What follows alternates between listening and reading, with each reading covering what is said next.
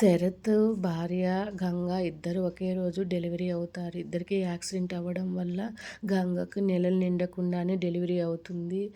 శరత్ భార్య కూడా దెబ్బలు తగలటంతో డెలివరీ కష్టమయ్యి బాబుకు జన్మనిచ్చి తను చనిపోతుంది.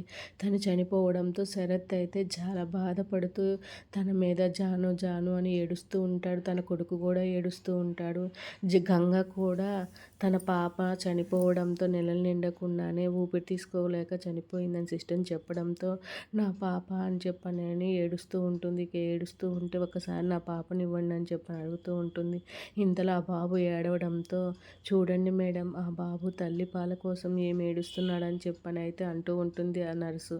అయితే మీరు వెళ్ళి ఆ బాబుని తీసుకురండి అని చెప్పనని తను చెప్తుంది. తను వెళ్ళి బాబుని తీసుకువచ్చి గంగకి ఇవ్వడంతో గంగ అయితే ఆ బాబుకైతే పాలు ఇస్తుంది.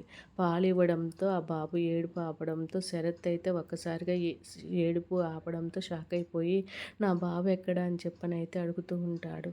అప్పుడే ఆ సిస్టర్ అయితే మీ బాబుకి పక్క వార్డులో ఉన్న ఆమె పాలు ఇస్తుంది. తన పాపని కోల్పోయింది సార్, మీకు తెలుసో లేదో తను కూడా తన బిడ్డని కోల్పోయింది, మీరు మీ భార్యని కోల్పోయారు అని చెప్పనైతే అంటూ ఉంటుంది. ఇక శరత్ అయితే షాక్ అయిపోతాడు.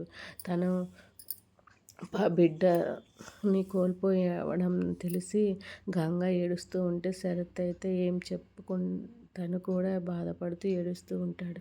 ఇక ఈరోజు నా బాబుకి మీరు పాలు ఇవ్వడం వల్ల తను ఏడుపు ఆపేశాడండి. రేపటి నుంచి ఎలాగుండాలో ఏమో అర్థం కావట్లేదు అని చెప్పనైతే అంటూ ఉంటాడు. గంగ అయితే ఇదంతా నా వల్లే జరిగింది. నేను ఆ రోడ్డు మీదకి రాకుండా ఉంటే మీకు ఈరోజు ఈ బిడ్డకి నీకు ఈ బాధ ఉండేది కాదు. నేనంటే ఎట్లాగో నష్టపోయాను. మీరు కూడా నా వల్ల ఇబ్బంది పడిపోయారు, నష్టపోయారు. మీరు మీ భార్యను కోల్పోవాల్సి వచ్చిందని చెప్పనైతే ఏడుస్తూ ఉంటుంది.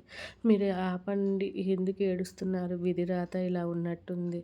నేను నా జాహ్నవి ఇద్దరము ప్రేమించి పెళ్లి చేసుకున్నాము. ప్రేమ పెళ్ళి మా అమ్మ వాళ్ళకి ఇష్టం లేక నా భార్యని ఇంతవరకు వాళ్ళు చూడనే లేదు. ఇప్పుడన్నా బాబు పుట్టాకన్నా ఇంటికి వెళ్తే వారసుడు వచ్చాడని అన్న మమ్మల్ని క్షమిస్తాడేమో అని నేను జాను చాలా సంతోషపడ్డాం. అనుకోకుండా ఈ విధంగా జరిగింది అని చెప్పనైతే శరత్ కూడా గంగతో చెప్తూ ఏడుస్తూ ఉంటాడు. ఇక గంగ అయితే తన వల్ల జరిగిన తనకి వచ్చిన బాధను తలుచుకొని ఏడుస్తూ ఉంటుంది. అప్పుడు శరత్ అయితే ఈ విధంగా గంగతో అంటూ ఉంటాడు. ఏంటండి మీరు ఒక్కరే వచ్చారు, మీ భర్త రాలేదేంటి అని అయితే అడుగుతాడు. అప్పుడు గంగ అయితే లేదండి, నేను తనతో విడాకులు తీసుకున్నానని అయితే చెప్తుంది. చెప్పడంతో శరత్ అయితే ఒక్కసారిగా షాక్ అయిపోతాడు. ఇక గంగ అయితే నాకెవ్వరూ లేరు, నేను అనాథగానే ఉన్నాను అని చెప్పడంతో అయితే మీకు కూడా ఎటువంటి ఎవరు లేరంటున్నారు కదా, నా బిడ్డకి ఎట్లాగో తల్లిని కోల్పోయాను, తనని పెంచడంలో అంటే పెంచుతాను కానీ తన పాలు పాల నాకు తెలియదు కదా, మీరు నా దగ్గరికి వచ్చి ఉంటారా బాబుకు తల్లిలాగా అని చెప్పనైతే అంటూ ఉంటాడు. ఆ మాటలకు గంగ అయితే ఒక్కసారిగా షాక్ అయిపోతూ ఉంటుంది. నేను మీ దగ్గరికి వస్తే మీ అమ్మ వాళ్ళకి తెలియదా అని చెప్పనైతే అంటూ ఇంతవరకు జానునే వాళ్ళు చూడలేదండి, కాబట్టి మీరు రావడం వల్ల ఎటువంటి ఇబ్బంది ఉండదు, మీకు నన్ను నమ్మి మీరు రావచ్చు, నేను మిమ్మల్ని ఎప్పుడు ఇబ్బంది పెట్టనని చెప్పనైతే అంటూ ఉంటాడు. ఇక గంగ అయితే ఫోన్ మాట్లాడుతూ ఉంటుంది.